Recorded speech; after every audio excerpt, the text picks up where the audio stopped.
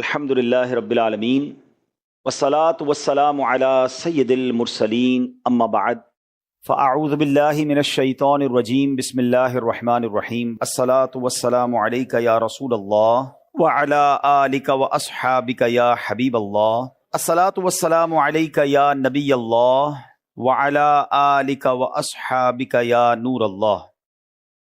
درود پاک پڑھنے کے بے شمار فضائل و برکات ہیں۔ نبی اکرم نور مجسم صلی اللہ تعالی علیہ وسلم کا فرمان عالی شان ہے، شب جمعہ اور روز جمعہ یعنی جمعرات کا سورج ڈوبنے سے لے کر جمعے کا سورج ڈوبنے تک مجھ پر درود پاک کی کثرت کیا کرو، جو ایسا کرے گا روز قیامت میں اس کی گواہی دوں گا اور شفاعت بھی کروں گا۔ سبحان اللہ، یعنی یہ جو وقت گزر رہا ہے شب جمعہ اور روز جمعہ، یہ کثرت سے درود پاک پڑھنے کا وقت ہے۔ ان اوقات میں بالخصوص دیگر فضول باتوں سے بچ کر، فضول کاموں سے بچ کر زیادہ سے زیادہ درود پاک پڑھنے ہیں۔ آئیے مل کر محبت کے ساتھ بآواز بلند درود پاک پڑھ لیں۔ صلو علی الحبیب صلی اللہ تعالی علی محمد صلی اللہ علیہ وسلم۔ پیارے اسلامی بھائیوں، بیر صبا یہ ایک تاریخی شہر ہے جو کہ فلسطین کے قریب ہے۔ یہ بہت بڑا شہر بن گیا ہے، پہلے وہ ایک چھوٹا سا گاؤں تھا۔ عربی میں بیر کنویں کو کہتے ہیں، اور صبا کا معنی ہے 7، یہ جو گنتی والا 7 ہوتا ہے نا، 7۔ تو اب اس کو بیر صبا کیوں کہا جاتا ہے؟ 7 عدد والا کنواں، اس سے کیا مراد ہے؟ اس کے بارے میں مختلف روایات ہیں۔ ایک روایت یہ ہے کہ اللہ کے نبی حضرت ابراہیم علیہ السلام کو جب آگ میں ڈالنے کا واقعہ پیش آیا تو آگ جب آپ کے لیے گلزار بن گئی، اس واقعے کے بعد آپ نے ایک علاقے بابل کی طرف ہجرت کی اور مصر سے ہوتے ہوئے اس جگہ پر پہنچے جہاں یہ بیر صبا، یہ کنواں موجود ہے۔ اس وقت حضرت ابراہیم علیہ السلام کی عمر جوانی کی عمر تھی۔ اللہ پاک نے آپ کو بہت سارا مال عطا فرمایا۔ آپ کے پاس مویشی جو تھے، گائے، بھینسیں اور دیگر جانور بہت زیادہ ہو گئے تھے، یہاں تک کہ لوگ آپ کو شیخ صالح، نیک بزرگ کے نام سے پکارتے تھے۔ اللہ کے آپ نبی بھی تھے تو آپ سے بڑی لوگ محبت کرتے تھے، آپ کو شیخ صالح کہہ کے پکارتے تھے۔ اب یہ ہوا کہ آپ کی کچھ لوگوں نے بے ادبی کی اور آپ سے کہنے لگے کہ آپ یہاں سے چلے جائیں۔ حضرت ابراہیم علیہ السلام نے کوئی لڑائی جھگڑا نہیں کیا، اپنا سامان اٹھایا اور آپ اس علاقے سے چلے گئے اور جبرون نامی شہر تشریف لے گئے، جس کو آج کل اس شہر کو الخلیل کہتے ہیں۔ بہرحال اللہ کریم انبیاء کرام کی یہ ادبی کیسے معاف فرماتا؟ اللہ پاک تو اپنے نبیوں سے بڑی محبت فرماتا ہے، رب کریم بے ادبوں کو ضرور سزا دیتا ہے۔ اب کیا ہوا کہ اس علاقے کے لوگوں کو یہ سزا ملی کہ جب وہ اس کنویں کے پاس پہنچے جہاں سے پانی لیتے تھے، اس سارا کنواں جو ہے وہ سوکھ گیا تھا، بلکہ اس شہر میں جتنے بھی کنویں تھے سارے ہی سوکھ گئے تھے۔ یہ لوگ بڑے پریشان ہوئے کہ پانی کا ایک قطرہ نہیں، کدھر گیا پانی؟ کچھ لوگوں نے کہا کہ شیخ صالح کی بے ادبی کی ہے، اللہ کے نیک بندے کو ہم نے تنگ کیا ہے، یہ ہو سکتا ہے اسی وجہ سے بے ادبی کی ہمیں سزا ملی ہے۔ اب یہ لوگ پھر حضرت ابراہیم کی بارگاہ میں حاضر ہوئے، معافی مانگنے لگے کہ حضور ہمیں معاف کر دیں، ہم نے آپ کو باہر نکال دیا، حضور واپس آ جائیں، اس شہر میں پھر کرم فرمائیں۔ حضرت ابراہیم علیہ السلام نے کہا کہ میں تو نہیں آتا، اب تم میری 7 بکریاں لے جاؤ، ایک ایک بکری کو ایک ایک کنویں کے پاس کھڑی کر دو، جیسے ہی وہ بکریاں کنویں کے پاس پہنچے گی انشاءاللہ کنویں میں پانی واپس آ جائے گا۔ اب یہ لوگ 7 برکت بکریاں لے کر واپس آئے۔ جو ہی انہوں نے بکریوں کو کنویں کے پاس کھڑا کیا، اللہ کی رحمت دیکھیں، اسی وقت کنویں ابل پڑے اور دیکھتے ہی دیکھتے پانی سے کنویں بھر گئے۔ اسی وجہ سے اس مقام کا نام بیر صبا یعنی 7 بکریوں والا کنواں، یہ نام مشہور ہو گیا۔ میرے پیارے اسلامی بھائیوں، اس واقعے سے کیا سیکھنے کو ملتا ہے؟ پہلے تو حضرت ابراہیم علیہ السلام کی کیا شان ہے، جو ذوالحجہ کا مہینہ ہے، حضرت ابراہیم کی ہمیں یاد دلاتا ہے۔ جتنے حج کے ارکان ہیں اس میں حضرت ابراہیم کی، حضرت اسماعیل کی، بی بی ہاجرہ کی یادیں ہیں۔ صفا مروہ پر جائیں تو بی بی ہاجرہ کی یاد آتی ہے، اور سبحان اللہ آپ ابو الانبیاء ہیں۔ یاد رکھیے حضرت ابراہیم کے بعد جتنے بھی انبیاء آئے اس دنیا میں، سب کے سب حضرت ابراہیم علیہ السلام کی اولاد میں سے ہیں۔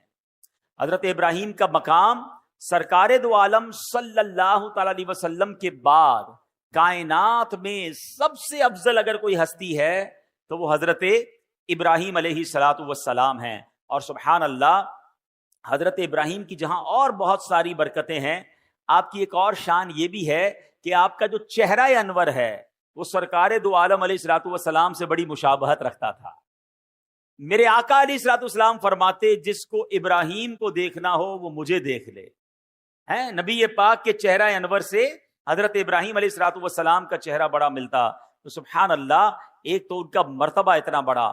تو پتا چلا کہ اللہ والوں کی، اللہ کے نیک بندوں کی اگر بے ادبی کی جائے تو پھر رب عز و جل برکت اٹھا لیتا ہے، پھر اللہ اسے سزا دیتا ہے. علماء کرام موجود ہیں. میرا تو بہت چھوٹا سا مطالعہ ہے مگر دو ہی چیزوں کے بارے میں پڑھنے کا موقع ملا کہ دو برے کام ایسے ہیں، اگر کوئی بندہ ان دو برے کاموں میں سے کوئی کام کرتا ہے تو اس کے بارے میں فرمایا یہ کام کرنے والا ایسا ہے کہ اللہ اس سے جنگ کا اعلان فرماتا ہے. یہ کتنے بڑے برے کام ہوں گے؟ وہ دو برے کام کون سے ہیں؟ ایک تو سود کا کام کرنے والا، اور دوسرا فرمایا اللہ کے کسی ولی سے جو دشمنی کرے رب اس سے جنگ کا اعلان فرماتا ہے. اب مجھے بتائیے اللہ سے جنگ کر کے کوئی جیت سکتا ہے؟ نہیں نا. تو پھر ہر معاملے میں ہر طریقے سے کسی بھی صورت سود کے قریب نہیں جانا ہے. اب سوال یہ ہے کہ ہمیں کیسے پتا چلے اللہ کا ولی کون ہے؟ یہ ذرا سمجھیے گا میری بات. اللہ نے اپنے اولیاء کو اپنے بندوں میں چھپا کر رکھا ہے. دیکھیں انبیاء تو جن کے نام ہمیں معلوم ہیں وہ انبیاء ہیں، ٹھیک ہے، اور 1,00,000 کم و بیش 24,000 انبیاء جتنے بھی اللہ کے انبیاء ہیں سب پر ہمارا ایمان ہے. اب صحابہ کی بھی ایک لسٹ ہے کہ جنہوں نے نبی پاک علیہ الصلوۃ والسلام کا دور بھی پایا اور ان کا دیدار کیا یا ان کی صحبت اٹھائی، ایمان کی حالت میں ان کا دیدار کیا یا صحبت اٹھائی اور ایمان پر ان کا خاتمہ ہوا، وصال ہوا، وہ صحابی ہیں. لیکن ولی کو کیسے پہچانے؟ تو علماء فرماتے ہیں کہ اللہ نے اپنے ولیوں کو لوگوں میں چھپا کے رکھا ہے. ہو سکتا ہے آج شکارپور کے اس اجتماع میں اللہ کے بہت سارے اولیاء کرام موجود ہوں، ہمیں نہیں پتا. تو اب کرنا کیا ہوگا کہ ہمیں ہر مسلمان سے ادب سے بات کرنی ہے، ہر مسلمان سے پیار سے بات کرنی ہے، کسی کا دل نہیں دکھانا. کیا پتا میں کسی کے ساتھ بدتمیزی کروں وہی اللہ کا ولی ہو.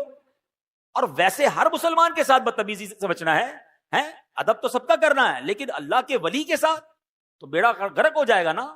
تو اپنی زبان کو احتیاط سے استعمال کریں، لوگوں کے ساتھ جو ہے وہ بدتمیزی نہ کریں، کسی پر ظلم نہ کریں، کسی پر زیادتی نہ کریں. ہمیں کیا معلوم اللہ کی بارگاہ میں اس کا کیا مرتبہ ہے. بلکہ احادیث میں یہ مضمون ملتا ہے کہ کچھ لوگ ایسے ہوں گے کہ جو پراگندہ بال ہوں گے، یعنی بال بکھرے ہوئے ہوں گے، کپڑے ان کے اتنے اچھے نہیں ہوں گے، ان کو اپنی محفل میں کوئی نہیں بلاتا ہوگا، نہ آئے تو کوئی نوٹس بھی نہیں کرتا. آقا علیہ الصلوۃ والسلام فرماتے ہیں مگر اللہ کی بارگاہ میں ان کا وہ مقام ہوتا ہے کہ اگر وہ قسم اٹھا لے کسی معاملے پر رب ان کی قسم پوری فرما دیتا ہے.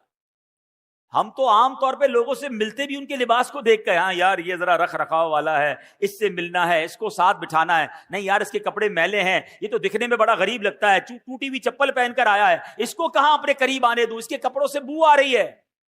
نہیں، کسی کے لباس، کسی کے حلیے، کسی کی غربت دیکھ کر اس کی بے عزتی نہیں کرنی ہے.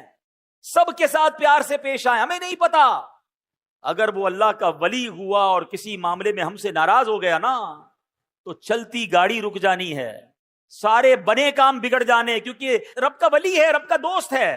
ہمیں نہیں پتا ہم کسی کے ساتھ زیادتی کریں اور پھر جب رب بدلا دے، رب کی قدرت کی طرف سے بدلا آتا ہے تو ہم مارے جائیں گے، ہم تباہ و برباد ہو جائیں گے. تو اے میرے پیارے اسلامی بھائیوں، پہلا مدنی پھول یہ لے کر جائیے، کسی مسلمان کے ساتھ زیادتی نہیں ہونی چاہیے، کسی مسلمان کو تکلیف نہ پہنچائیں. حدیث پاک میں آتا ہے من آذا مسلمن فقط آذانی. میرے آقا فرماتے ہیں جس نے کسی مسلمان کو تکلیف دی وہ ایسا ہے جیسا اس نے مجھے تکلیف دی. فرمایا ومن آذانی فقط آذ اللہ، اور جس نے مجھے تکلیف دی وہ ایسا ہے جیسے اس نے اللہ کو تکلیف پہنچائی. بات کہاں تک جاتی ہے ایک مسلمان کو تکلیف دینے میں.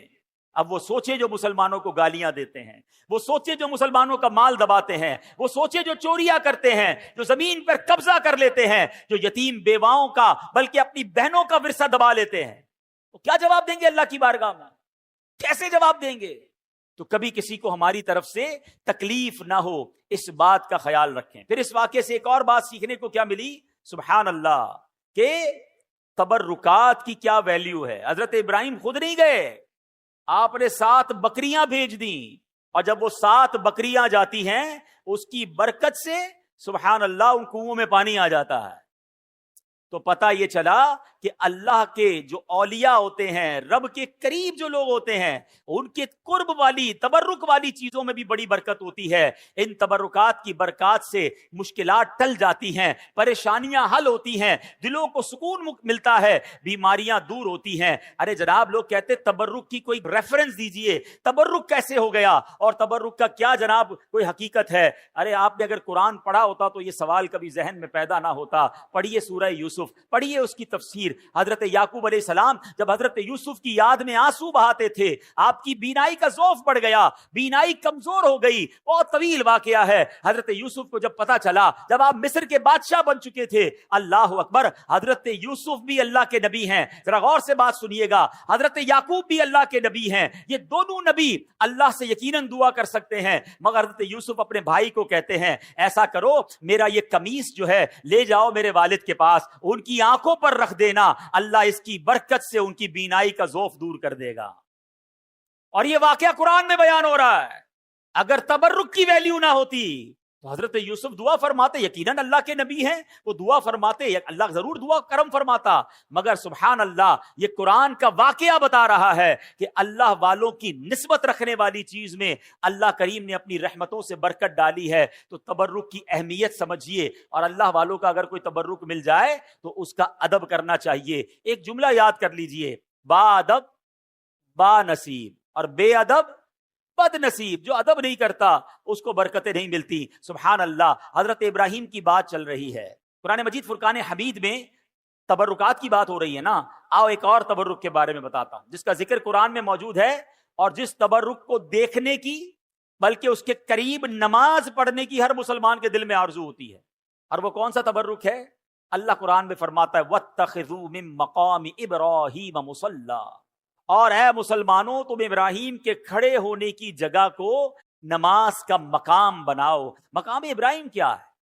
ایک پتھر ہے، حضرت ابراہیم علیہ السلام اس پتھر پر کھڑے ہو کر کعبے کی آپ نے تعمیر فرمائی، اور سبحان اللہ یہ کمال کا پتھر ہے۔ اب دیکھیے آج شکارپور کے اس فیضان مدینہ میں ہم بیٹھے ہیں، اس کی چھت جب بنی ہوگی کسی انسان کا ہاتھ تو نہیں پہنچا ہوگا نا، کوئی نہ کوئی لفٹ لگائی گئی ہوگی، اس کے بعد وہ شٹرنگ لگاتے ہیں، مزدور اوپر چڑھتے ہیں اور چڑھ کر کام کرتے ہیں، اگلا فلور ہو تو ایک اور لفٹ لگائی جاتی ہے، جتنا قد ہوتا ہے وہاں تک بندے کا ہاتھ پہنچتا ہے، اس کے اوپر کے لیے کسی لفٹر کی ضرورت پڑتی ہے۔ سبحان اللہ، 5000 سال سے پرانی بات ہے، جب حضرت ابراہیم کعبے کی تعمیر کر رہے تھے، بتاؤ نا حضرت ابراہیم نے یہ قد سے اوپر پتھر کیسے رکھے ہوں گے؟ سبحان اللہ، تفاسیر میں یہ ملتا ہے کہ جس پتھر پر حضرت ابراہیم کھڑے ہو کر کعبے کی تعمیر کر رہے تھے، حضرت اسماعیل پتھر پکڑاتے جاتے، حضرت ابراہیم پتھر رکھتے جاتے، اور جب یہ دیوار اونچی ہو جاتی مقام ابراہیم بھی اونچا ہوتا چلا جاتا۔ مقام ابراہیم جو پتھر ہے وہ لفٹ کا کام کرتا تھا، وہ اونچا ہو جاتا، آپ اوپر پتھر رکھتے، جب نیچے پتھر رکھنا ہوتا وہ پتھر نیچے آ جاتا۔ سبحان اللہ، یہ کیسا معجزہ ہے۔ بلکہ سنو، 5000 سال کے بعد بھی آج بھی اپنی آنکھوں سے جب آپ مقام ابراہیم کا دیدار کرتے ہیں نا تو حضرت ابراہیم کے قدموں کے نشان آج بھی نظر آتے ہیں۔ اللہ نے اس تبرک کو کیسے باقی رکھا ہے، اس کی حفاظت کا کیسے انتظام کیا ہے۔ جناب 400-500 سال، 700-800 سال میں عمارت تباہ ہو جاتی ہے، عمارت مخدوش ہو جاتی ہے، گرنے کے قریب ہو جاتی ہے۔ یہ پتھر 5000 سال سے زیادہ اس میدان میں گویا پڑا ہوا ہے، اس میدان میں جلوہ فرما ہے۔ اس پتھر پر اب جا کر یہ جو مقام ابراہیم کے اوپر آپ دیکھتے ہیں نا، ایک بہت خوبصورت سا گولڈن کلر کا ایک کیس بنا دیا گیا ہے، ایک اس کو حفاظت کر دی گئی ہے اس کی۔ یہ پہلے ایسا نہیں تھا، یہ 200-400 سال پہلے ہوا ہوگا۔